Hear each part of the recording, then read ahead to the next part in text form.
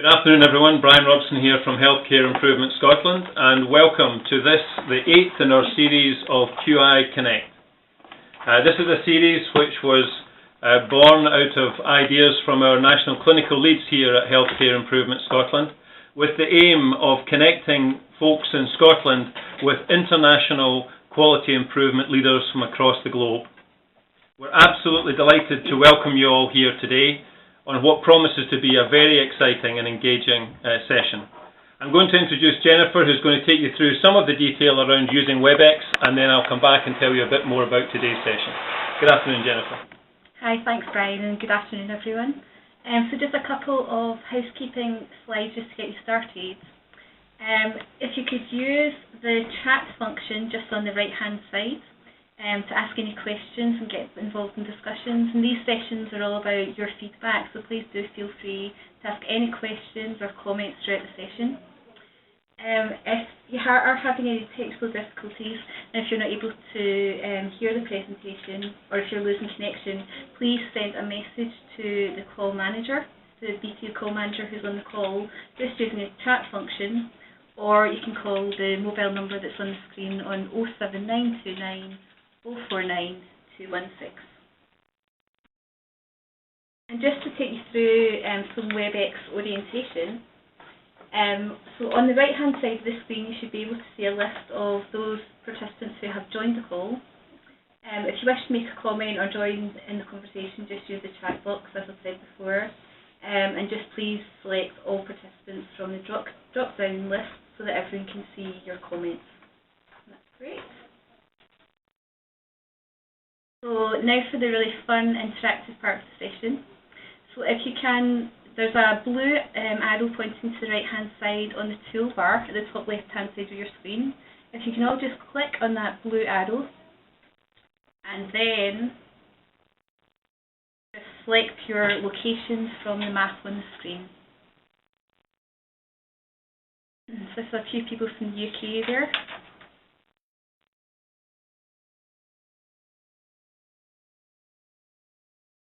We're going to have to get a bigger map, Jennifer, for the UK, but you can see that many of you are joining in from across the UK. SPSP Primary Care is somewhere in Russia. Welcome to the call, SPSP Primary Care. Okay, so I'm now just going to hand back over to Brian, who's just going to tell you a little bit more about the attendees who are linking in on the. Thank you very much, Jennifer. And thanks to Gillian Birrell for contributing to this slide. So when we started this series at the beginning of 2014, we had one slide with half the number of agencies that you can see on this slide here joining us. Indeed, now we've not just got one slide, but we've got two slides with the number of agencies who are actually joining us here on the call for QI Connect. We're absolutely delighted with that. And we're continually joined by new members and new partners joining us in this collaboration. And here's another slide with many of their logos on it, and a big shout out to the University of the Highlands and Islands for joining us today. Adding to the list of universities, we now have 12 universities linking in regularly with us on QI Connect. And a host of new organisations from Norway, from Canada. We have the Health and Social Care Alliance from here in Scotland. We have the Scottish Association of Social Workers joining us here in Scotland. And we have a number of other agencies from across Scotland and across the globe. And in terms of our global reach, we're absolutely delighted to announce that we now have 41 countries joining us for QI Connect, which is testament to the interest from our colleagues and friends across the world. And we would like to, as some of you will be aware, we sometimes have a bit of a competition at this stage of the QI Connect call. And we'd like to ask you to ready your blue arrow, get ready to put your blue arrow on the latest country to join QI Connect. I'm going to tell you which country that is, and the first person to put their arrow on the flag will win a copy of Don Berwick's Promising Care, a summary or extracts from Don Berwick's many teachings in quality improvement, and that will be sent to you. So the country we're looking to identify today is, fingers at the ready, the Maldives. Oh, you're doing a good job of populating the map, but you haven't quite got the Maldives yet, folks. Eric, that'll be Scotland. Well done, Amaya. So Amaya Ibanez from here in Healthcare Improvement Scotland. In fact, I heard a shout out from a room next door there. So well done, Amaya, for getting the Maldives. A copy of Dawn Berwick's Promising Care is winging its way to you. And just to remind you that the QI Connect series is now an approved resource within the ISQA Fellowship Programme, which extends our reach to many of the countries that you saw. And also to remind you that we are recording this call for those colleagues that can't join us on the call live today for whatever reason, whether you're across the world in a different time zone or you're just busy seeing patients or improving care. So all these calls are recorded, and Carmen will be sending out details of the recording after the call. And of course, remember to tweet. We have the hashtag HISQIConnect. More about that in a moment. And just to introduce you to the team here in Healthcare Improvement Scotland, we have Jennifer Graham, our clinical coordinator, Carmen, who runs all the certification and the administration for the programme, and also Ross Stewart, who's been helping us bring everyone together for this programme. Thank you, Jennifer. And we're absolutely delighted today that those of you who are regular callers, listeners, will remember that we have a key question put to our speaker. And in today's show, we have Angelina Foster, Healthcare Improvement Scotland's Chief Executive, putting the first question to our speaker. So without further ado, let me introduce our first speaker, who will be known to many of you. As a leader of large-scale change in the English NHS for more than 20 years, as an acknowledged leader in large-scale change and ability to translate into practical action and deliver outcomes, Helen Bevan provides advice, guidance and training on transformational change to leaders of healthcare systems across the world.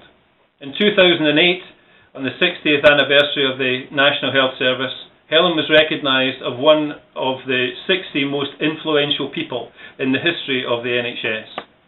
Helen initiated NHS Change Day in partnership with a group of young clinical and managerial leaders in 2012, and NHS Change Day in 2014 was the largest ever voluntary collective action for improvement in the history of the NHS, with more than 700,000 pledges made to take action and improve experience and outcomes in patients. And notably, Helen has more than 16,000 followers on Twitter, so we're looking forward to a very active Twitter correspondence today. So good afternoon, Helen, and welcome to QI Connect.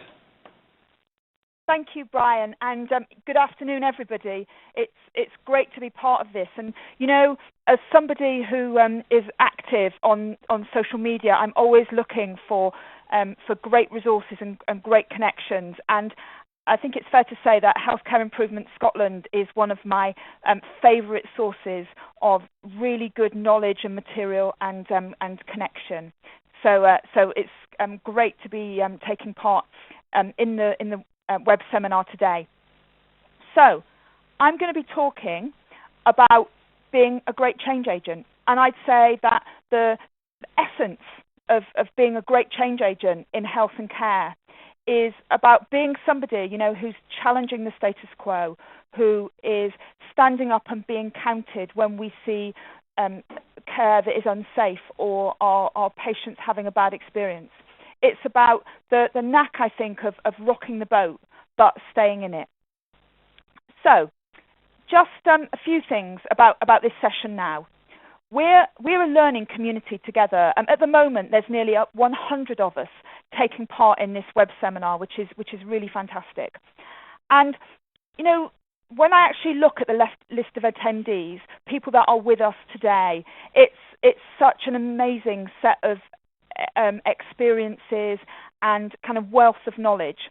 So as well as kind of listening to me and having questions and answers, let's really make the most of being this amazing global connected learning community. So what would be fantastic is, you know, if there are things that you want to add or questions that you want to ask or resources that you know about, please add comment in the chat box. And again, if you see somebody else's comment and you want to add to that, please do that, and let's use the chat to really operate as a learning community together. What we also want to do, as Brian said, is to tweet using the hashtag HISQI Connect. And what we'll also be doing is we'll be using the social media outputs of this session today to pull some records together. So we'll be making a Storyfy record and a Pinterest record of this session today. So I think there's some really great opportunities to connect and to learn together. So let's start the actual talk. I've been a change agent in healthcare for a very long time. This is my 25th year as a leader of improvement in the NHS in England. And, in terms of how it feels, to me, it feels like this art installation here. This comes from the artist Adam Katz. And what he did, he took 25,000 orange plastic soldiers and put them on a shop window. And this spelt out the words, "All of my good ideas are battles."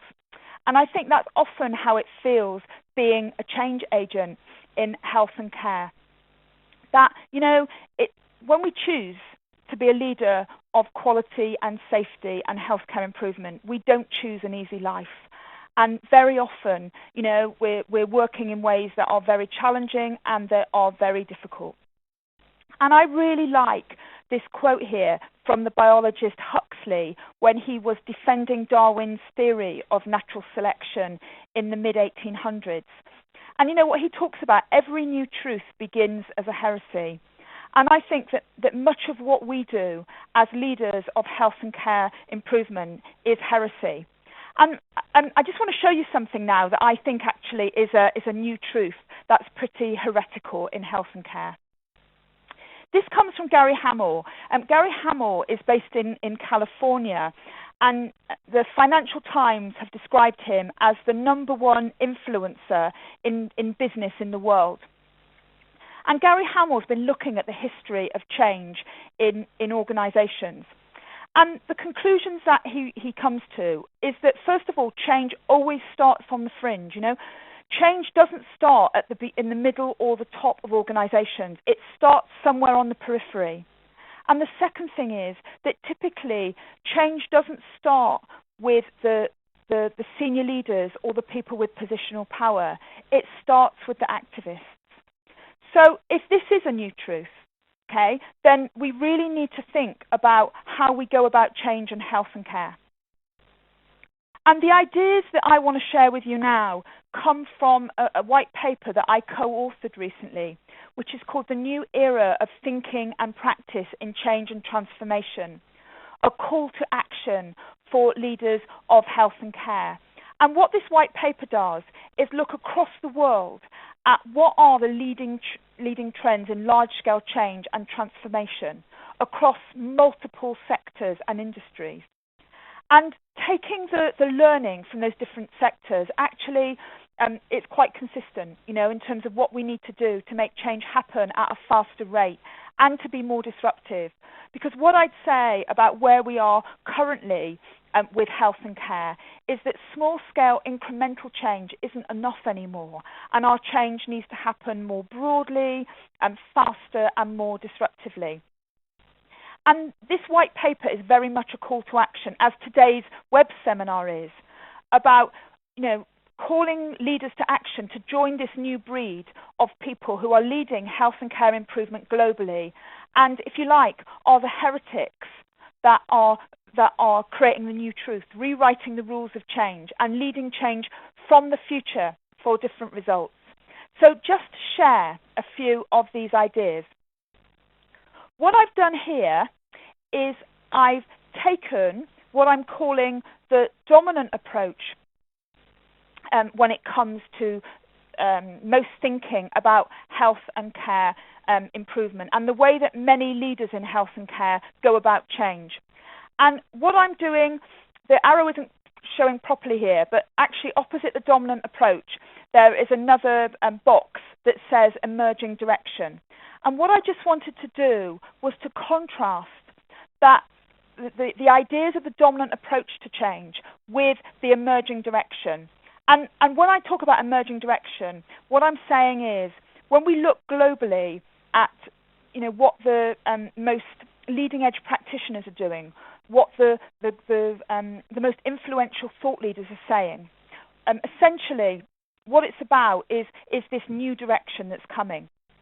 Now, what's important is that when we talk about the dominant approach versus the emerging direction, we're not saying that the dominant approach is dying and it will be taken over by the emerging direction. I think it's fair to say in health and care that that dominant approach is live and kicking and will be for a long time. But what we've got to be able to do as change agents in health and care is to live in that zigzaggy place in the middle. So let's talk about this. In the dominant approach, power comes from hierarchy. The people with the power are the people with the positional authority. Whereas in the emerging direction, power comes through connection. It's the people that are best networked, the people that are more influential. In the dominant approach, we talk about the mission and vision here. Okay? But in the emerging direction, we talk about shared purpose. And the reason why is because we understand that we cannot create radical transformational change in single organizations anymore. We have to work with multiple partners, with communities, with patients and families in ways that we've never worked before. So a mission and vision isn't enough. We have to build shared purpose on a very big scale. When it comes to the dominant approach, very often we're talking about rational argument, we're talking about data-driven decision-making, rational planning processes. Whereas here, when we look at the emerging direction, we are making sense through emotional connection. And in a sense, in the emerging direction, it's very much about people getting involved in change because they want to, not because they have to. And if we want people to engage, the most effective way of doing that actually isn't through rational argument or data. It's about connecting with emotions and values. On this side, when we think about innovation, often it comes from the top of the organization, driven by organizational leaders. So we might say, we've got to take £67 million out of our operating budget next year, and we want to really innovate new ways, quality-driven ways of saving money. Whereas, and that comes from the top of the organisation, who will put out a call to action to the whole organisation to engage.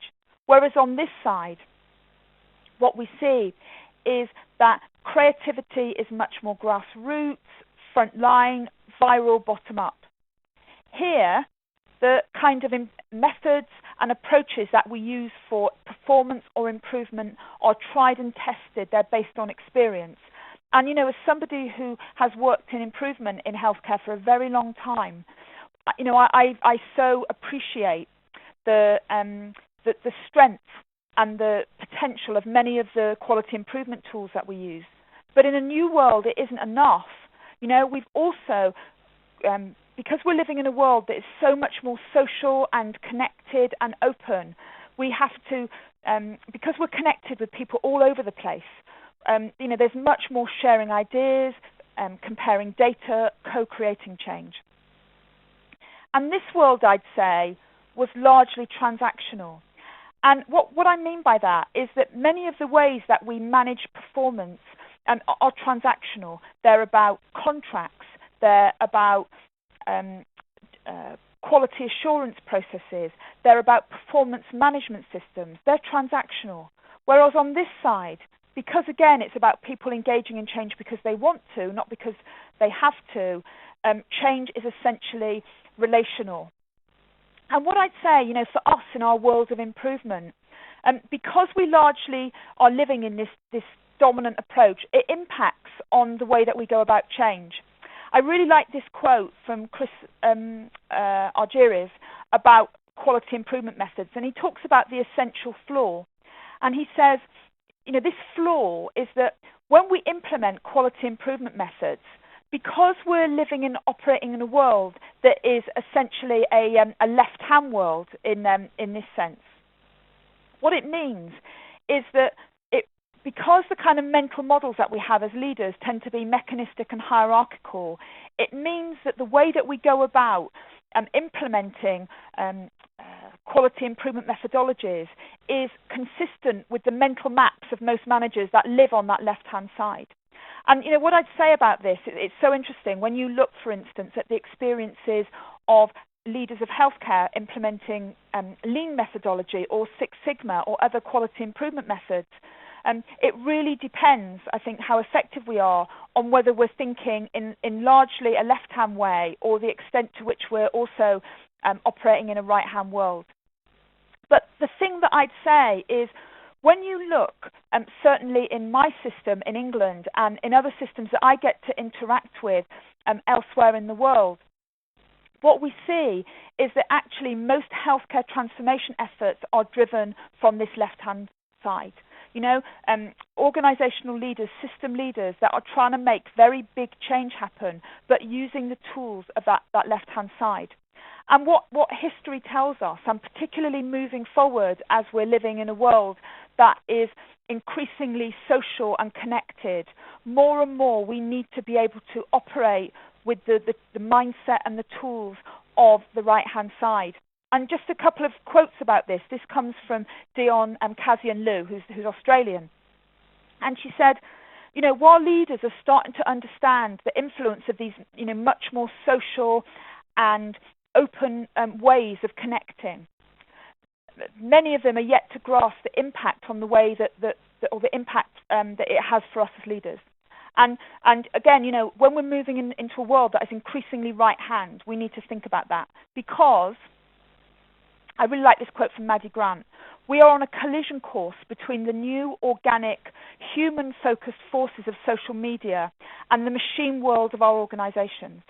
So, as healthcare improvement leaders and change agents, we need to be, operating in both worlds, because otherwise I think there's certainly going to be a train crash. So one of the things I think it's really important to think about is in this kind of world of change, what's our actual theory of change? And one of the ways in which the NHS in England and the NHS in Scotland and Wales and Northern Ireland started to work together was with patient safety initiatives. And some of the evaluations that were done around the first patient safety initiatives actually criticised our collective lack of a theory of change. So, when we're going into a change process, okay, our need to kind of stand back and say, what do we actually think is going to happen? And I really like this cartoon about theories of change. And the person here is saying, seriously, nobody remembers the theory of change behind our launching a 24/7 live hamster webcam.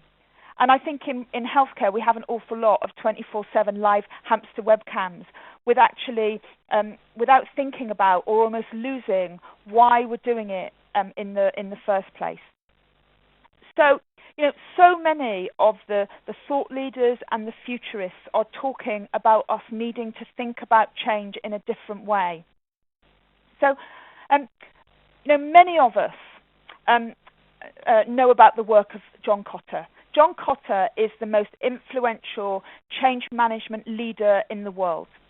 And this book here, called Leading Change, for 15 years has been the most influential change management book in the world. And basically what John Kotter says is that if you're the leader of an organization, then if you follow these 8 steps for transformation, you will significantly enhance your ability to deliver large-scale change. And I won't go through all 8 of them now, but they start with, establish a sense of urgency to create momentum for change, create an overarching guiding coalition of people to oversee the change, develop a vision and strategy, and so on. So the fact that John Kotter, who is such an influential change thinker, is now saying that this approach on its own won't work in the new world of change says to me that change is changing massively. And in his new book, which is called Accelerate, what John Cotter says is that on its own, working through the levers of organizations through hierarchy isn't enough to create big change, because the very nature of hierarchy and the way that organizations are structured makes them risk averse and makes change too slow and not able to spread widely enough. And what basically John Cotter is saying is that we need to be able to work in ways that are both left hand and right hand. He said, of course we need the levers of hierarchy to create change, but we also need to work through informal networks. And he says that what we need to be thinking about are how we work with both. And there are really significant implications of this. We need to be thinking about many change agents. Everybody in our organizations or in our wider community being seen as change agents, not just the designated improvement coordinator or safety facilitator. We need many, many acts of leadership of change. What he also says is that we want to try and get at least 50% buy-in, because without that, it's very, very difficult to make the change stick in a modern era. And again, he talks to about changing our mindset from have to change, you have to do it because this is the performance agreement, or this is the quality criteria, or this is the standard, or this is the national target, moving to want to. Okay? And the fact that we're in a want to world of change, where people engage in change because they want to, not because they have to, creates a very different kind of criteria. And he talks about the spirit of the volunteer and how we treat everybody who's involved in change, whether we have a hierarchical relationship with them or not, as a volunteer. So this is another piece of thinking that has influenced me greatly. And this is an article that appeared in the Harvard Business Review, July and August 2013, by two Canadian researchers called Battilano and Casciaro. And what Battilano and Casciaro did was to go into a very big organizational system and follow 68 change initiatives around this big organizational system and draw conclusions.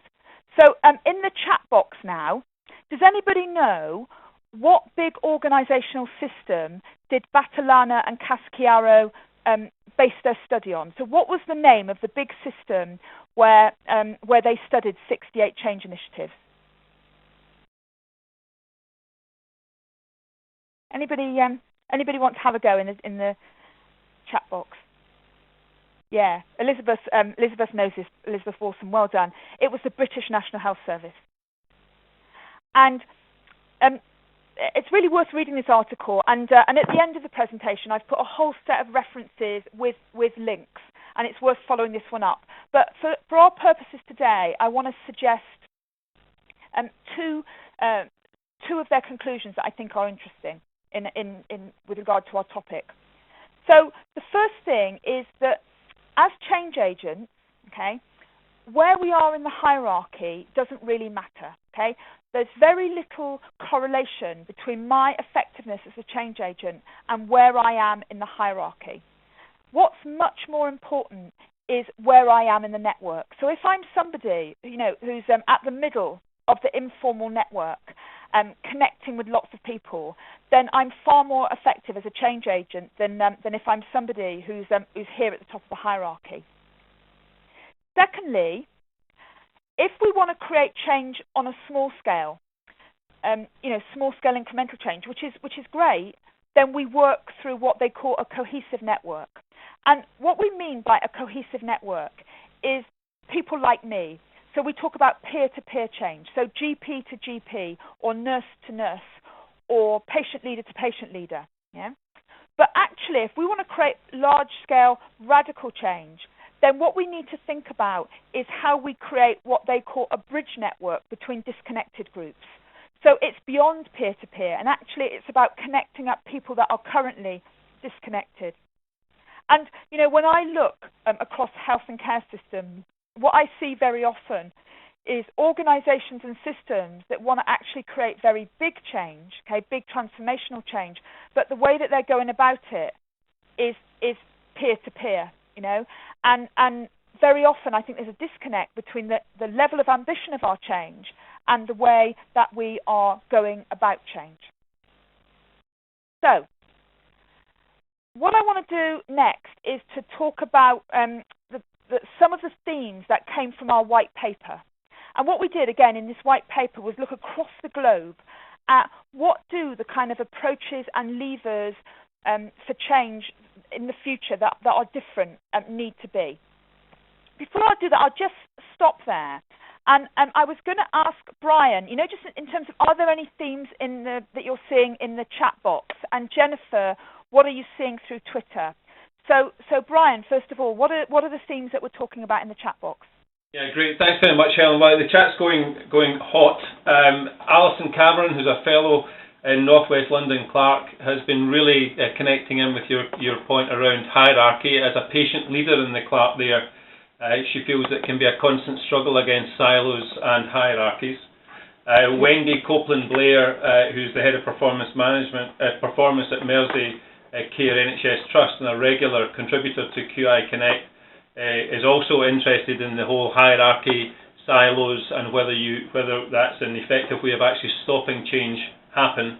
And also Luke Kavanagh, who's an improvement advisor at the Scottish Government here, has been talking of your comments around QI tools could perhaps be presented as a technical solution, but they have to be applied in the right conditions, again going to the importance of context. And finally, just to say that one of our new Scottish Patient Safety Programme fellows, Aaron Van Dand from Edinburgh Royal Infirmary, is again just trying to highlight that as a frontline clinician, it's important to know how to influence the hierarchy, which sometimes seems to dominate. So a lot about the importance of hierarchy, and people are really getting interested in the point you're making here around networking and connections. Thank you. Those are great contributions, and please keep them coming. And Jennifer, what's happening on Twitter? Okay, so the Twitter feed is even hotter, I think, than the chat. So there's been lots of tweets about the 24/7 hamster webcam, so that's people are really like that slide and proved very popular, really relating to that. So Alison Cameron and others have mentioned that. There's also lots of discussion around the need to find middle ground between the dominant approach versus emergent direction. Social networks are changing lives. I think that was from our own Healthcare Improvement Scotland page. Leaders yet to grasp how it can change leadership. And Rachel Timms, how do we share ideas, manage performance, engage and change in a connected way? So there's lots of different themes going on there, but there's lots of energy through the discussion. Fantastic. Thank you both. Thank you both so much. So and thank you everybody for your contributions. And it's great to hear that that some of us are like ambidextrous. You know, we're chatting and we're tweeting. Fantastic.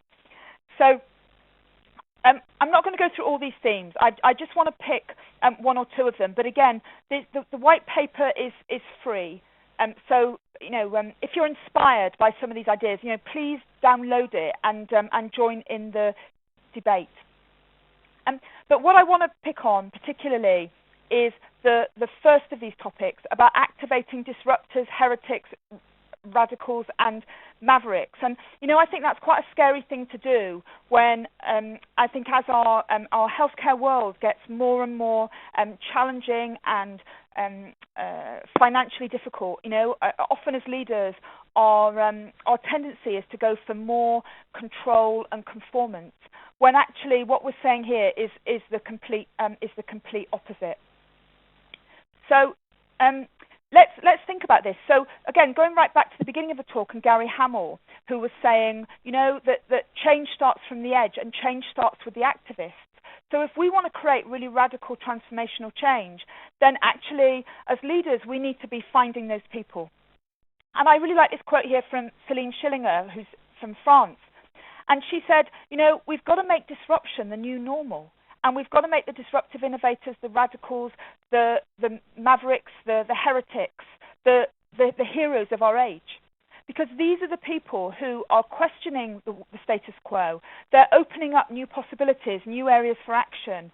These change agents are actually the people who are potentially best suited to helping our organizations transform, survive, and adapt to the next century or the current century.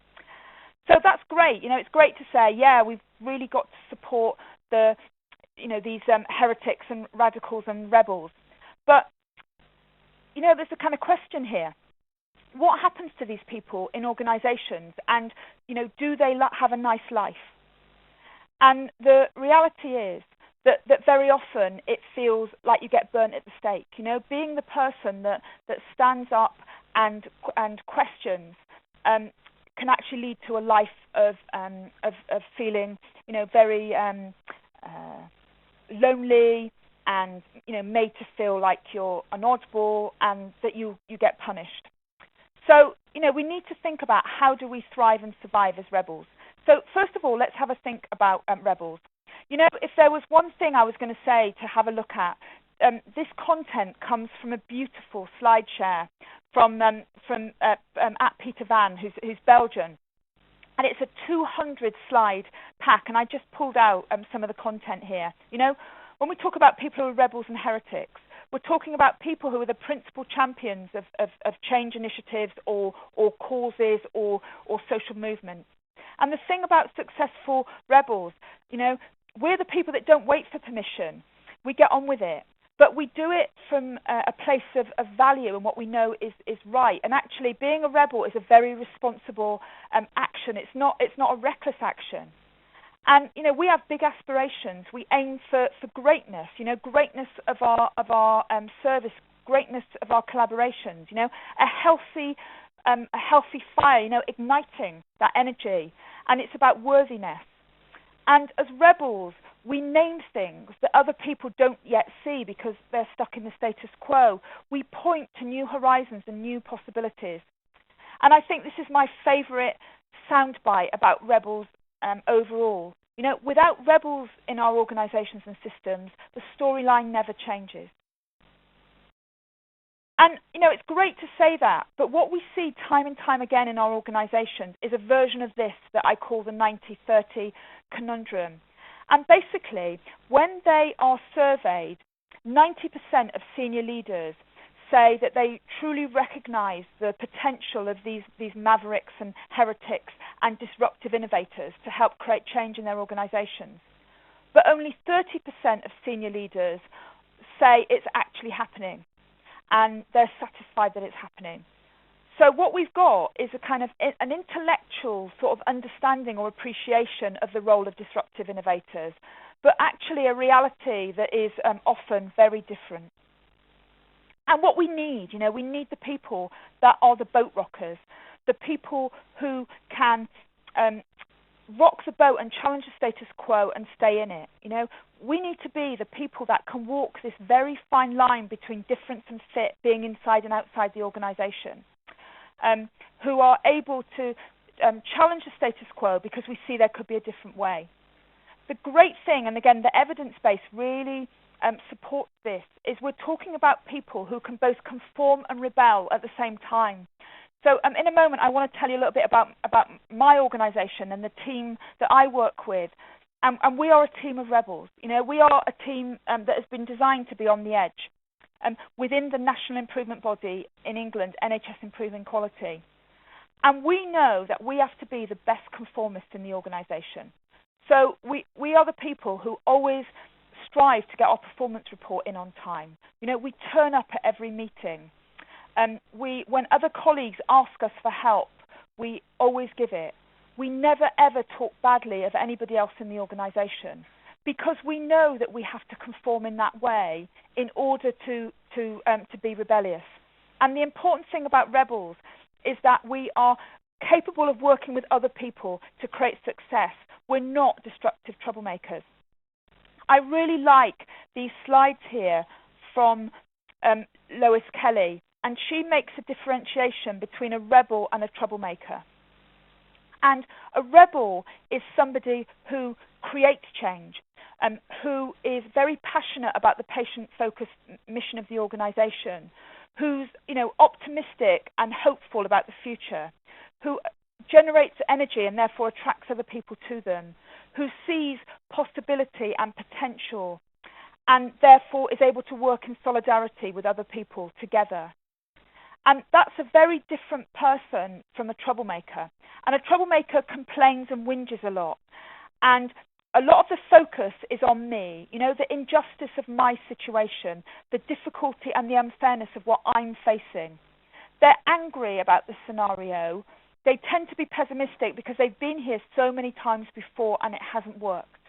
They tend to sap the energy of people around them and alienate. They see problems and threats and difficulties in everything, and therefore, very often they're alone. Now, the thing about rebels is that very often, even though, when people are behaving like classic rebels, like the best potential change agents in organisations, they get seen as by other people as troublemakers. And very often, I think, particularly with many clinical colleagues, I know so many people who are nurses and doctors and therapists who started out as rebels, had a real sense of calling and wanting to make a difference, and yet find themselves in situations where their voice doesn't get heard, where their ideas aren't taken seriously, where they get quashed, and they go down this slippery slope from being a rebel to a troublemaker. So I'll leave these slides up at the moment, but let's just maybe get you to put some things in the chat box, okay? And these are the questions. What are your insights around rebels and troublemakers? Which are you? What moves people down that slippery slope from being a rebel to a troublemaker? And how do we protect against this? So just going to pause for a minute just to get some of your insights around rebels and troublemakers.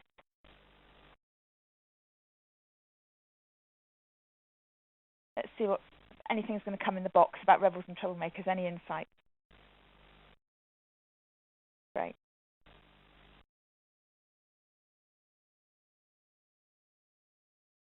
Brian, do you want to just say what's coming in the chat box about rebels and troublemakers? Yeah, sure. It certainly set the chat box alight, the rebels and troublemakers.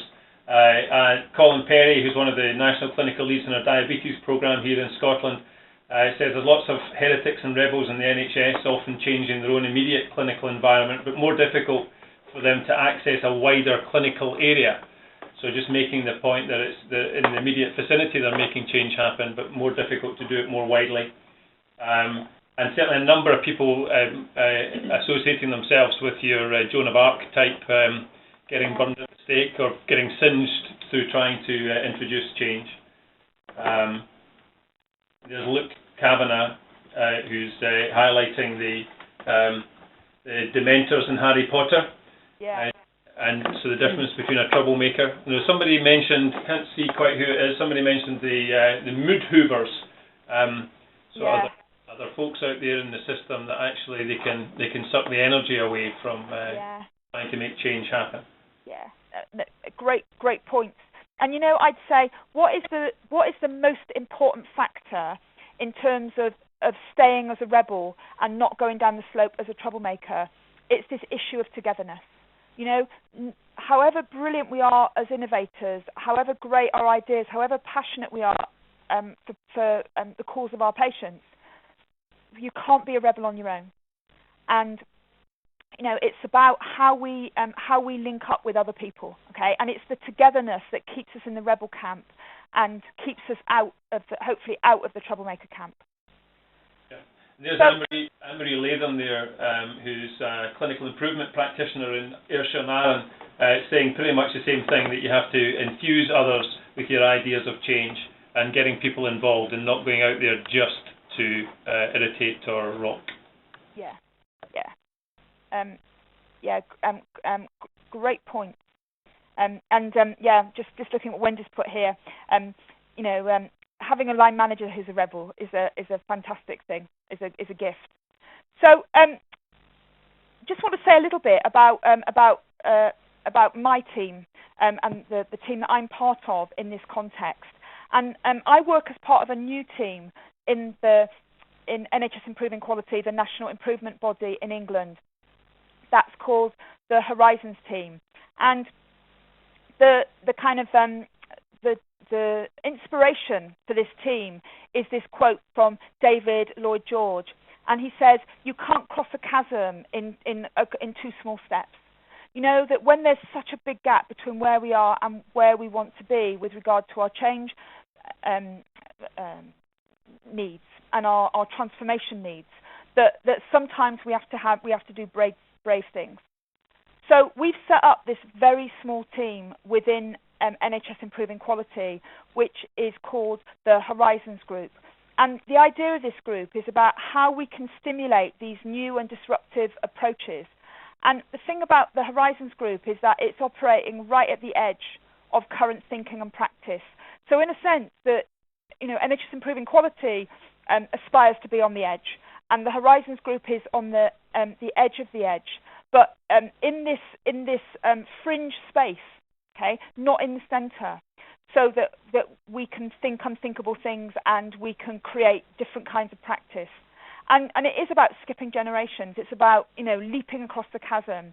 So how we skip a generation of thinking about radical, large-scale transformational change. It's also about skipping a generation in terms of like where our connections are, and it's not the only focus, but a big part of our focus is working with emerging leaders and clinical trainees and students. And it's also about skipping a generation of methods.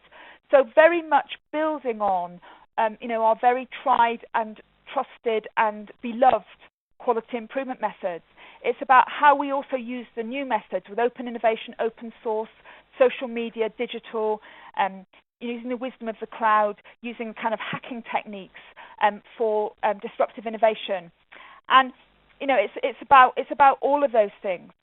The reason we work with young leaders is because I think it's fair to say that working with young and emerging leaders, they often see the world in very different ways. And how Gary Hamel would put it is that they don't have emotional equity invested in the past. And many of us, who are long-serving leaders, have our own methods for doing things that actually we have however radical and creative we are, actually we have a lot of personal equity in the ways that we do things at the moment.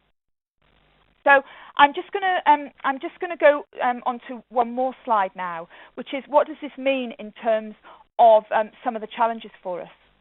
I think what it means as leaders is that we have to create organisations that are activist, at the core, which means the kind of leaders or the kind of change agents that are about, wanting to be part of change, not having to. It's about, understanding the kinds of roles that our rebels and heretics and mavericks can play.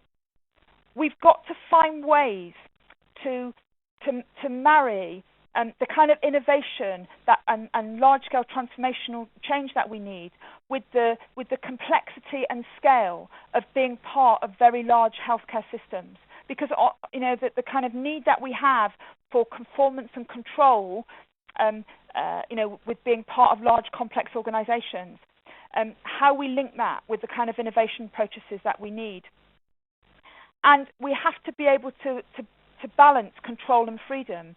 So in a sense, running a large organisation and delivering the results that we need from our patients for a large organisation needs control. But innovating needs freedom. And it's about how we work with the two. And the other thing I'd say is that we've got to find ways to outlove everybody else.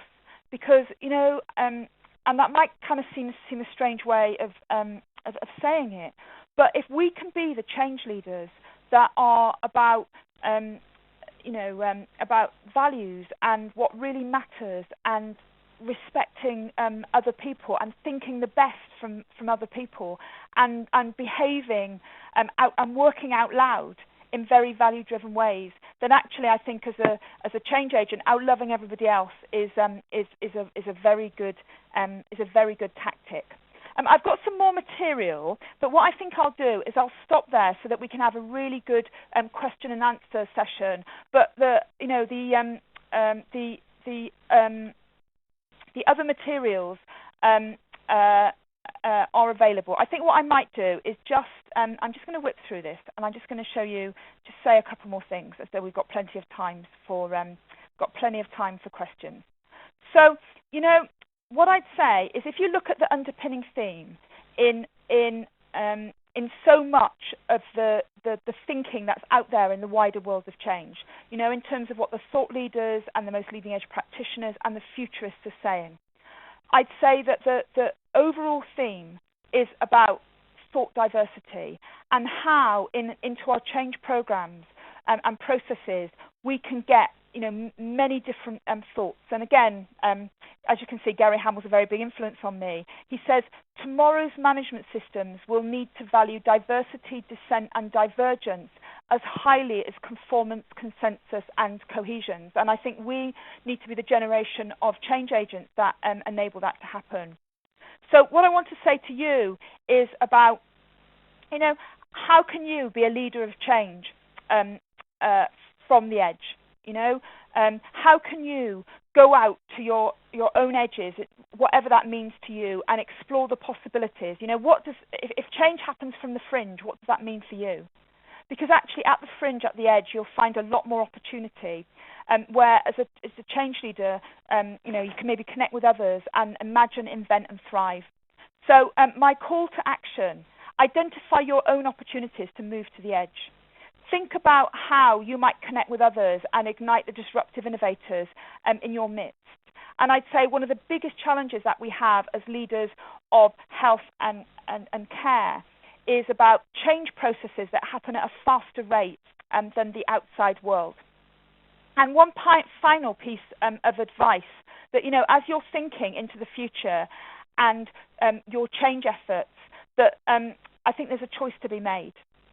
And as you create your roadmap for quality and safety and transformation for the future, I'd say take actions to make sure that you're part of the steamroller and not part of the road. And I'll stop there. Helen, thank you very much.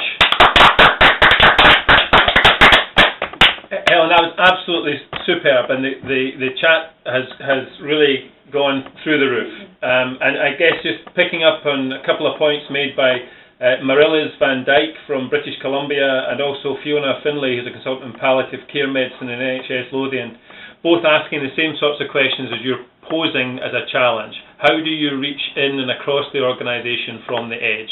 So you've given them a great deal to think about in your talk today. So thank you so much for that and for all of the great materials that you've shared. I'm going to hand over to Angelina to ask you one of the key questions. Thank you, Angelina. Thanks, Helen. First of all, thank you. I just adored your maverick theme there, and I agree with you that you can get away with a lot of rebellion if you do it from a place of value. So I just love that. My question, I think, relates to the data, which in some ways is the lifeblood of rebellion, isn't it? Because you demonstrate your need to be a maverick by some data. But often it feels punitive for people, either for people upwards in the hierarchy or for teams at the front line. So what would your advice be to make sure that data is used and felt by people, experienced by people as being constructive and not a threat or a punitive thing? That's a really great question, and I mean I absolutely agree that data is at the heart of what we do, because if we're trying to improve on a big scale, if we can't measure it, how do we know if we've improved? But I think that the issue about data really fits in with this idea around like the left hand, the dominant approach, and the right hand, the emerging direction, because what I'd say is that too often I would agree that data collection and measurement is driven extrinsically. We're measuring because we have to, not because we want to. And measurement is a transactional thing that we have to do. And if we can't measure the right results, we might be punished or sanctioned. But if we think about data from the other viewpoint, data is part of our story. It's part of our shared purpose.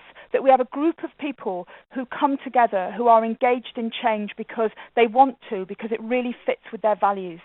And in my experience, in those circumstances, we don't have problems getting people measuring. People love to measure because they're so passionate about making a change and making an improvement for their patients, and they want to show improvement. So I think data is a really good example of the kind of shift from have to change to want to. And if we can create a really fantastic shared purpose and we can tell the story and we make measurement part of the story, then I think it is so powerful. Great. So basically keep on the right-hand side and we'll be all right. Yeah, okay. and not just measurement for the sake of measurement, but measurement linked to our big shared purpose and our goals, our goals for our patients. And also, it's about measurement for improvement, making a difference, and part of our transformational journey, and not measurement for judgment. Great, thank you. Thank you so much, Angelina. We've got time for a couple of questions, I think, Helen, and certainly there's one here from Louise Beveridge, who's a specialist registrar at NHS Tayside, and she says that she agrees that targeting young leaders is vitally important. How do we nurture innovation in early career clinical leaders? We are the future of the organisations, and a lot of our learning is based on current leaders and often dominant approaches. So how do we really encourage and support those young leaders, Helen? So again, Louise, another great question. So I think we can't start too early, and the thing, sometimes when we talk about mavericks and rebels and radicals and disruptive change, people think it's about yes, it's emergent, it's emergent, but in a sense it's deliberate as well, and in a sense we need to build in deliberate processes and deliberate space into all our activities. So in terms of learning for innovation, we can't start too young. And in terms of the education process, we need to be building innovation in at the earliest stage, and creating opportunities for people to learn innovation methods. Another thing is that I think that we could be using our young and emerging leaders and trainees so much more effectively around the innovation thinking processes in our organisations. So there's lovely ways of doing this. So there's some companies that what they do now, as well as having the board of the company that meets on a quarterly basis, they've actually set up a shadow board of young leaders, and the shadow board meets the day before the actual board, and they consider the same papers, and they just bring such a different perspective, different ways of seeing. And what it means is the actual board get the benefit from the shadow board, the young leaders seeing it first. So I think there are so many mechanisms and ways of really utilising the fresh eyes and the commitment of our young workforce, but also young users of the system. Thank you so much for that, Helen. We're going to have time to squeeze in one last question from Twitter this time. Jennifer? Hi, Helen. I have a question here from Rachel Timms from your team at NHS Improving Quality. And Rachel asks, can you transition back from a troublemaker to being a rebel? Yes. That's a very nice question, and honestly, that wasn't planted. So yes, you absolutely can transition back, and lots of people do. And some of us it depends on the scenario because you know, I'm a troublemaker sometimes. I mean, I try not to be, but when I'm in a scenario that's kind of a dysfunctional organisation and my voice isn't being heard, and I get frustrated, then you know, I behave in that way. So and I mean, most troublemakers start off as rebels, and it's so easy to go back, provided that we're in an environment where that nurtures that. The only thing I'd say is that, again, you know, remembering back to what we said earlier about the kind of left hand and the right side of the diagram, then what happens, like we said, the left-hand side is, tends to be transactional, and the right-hand side is relational. And if we're going to start working in relational ways and, move people back to be part of the together and the solidarity that helps people to be rebels rather than troublemakers, we have to stick with it over time. And what we mustn't do is kind of make a promise of relationships and mobilize people and engage, and then lose the energy and go back to transactional. Because what happens is that if we take somebody who's a troublemaker and we move them to being a rebel, we've got to keep the action and the activities and the kind of leadership that keeps them there. Because what we find, and there's some evidence to back this up, if people used to be rebels, so it used to be troublemakers, and they then become rebels, and their expectations get raised and are not met, and they go back to being rebels again, we've probably lost them. So, once we start taking actions to move people to being rebels and radicals and creating, the kind of environments to enable people to work in a relational way, we've really got to stick with it. Ellen, thank you so much, and thanks to all of the contributors, both on Twitter and on chat, and to Angelina for her question today. Also, I think you didn't disappoint at all today, Helen. You did an absolutely outstanding job from rocking the boat and staying in it. You gave us plenty of information, plenty of examples, and an amazing bibliography and reference. So plenty of opportunity, plus the challenges. So thank you so much for contributing to this series in QI Connect. And it just, as the minutes just tick to the top of the hour, just to highlight that we've got Professor Sir Mike Richards, the Chief Inspector of Hospitals at the Care Quality Commission, who'll be speaking at the QI Connect on the 30th of October. So get your thinking caps on and perhaps play in some of the questions from today into what could be a very left-hand brain side of the discussion on the 30th of October. So thank you to Jennifer, to Carmen, and everyone here at Healthcare Improvement Scotland for bringing the QI Connect together. Have a great day, everyone. Thank you.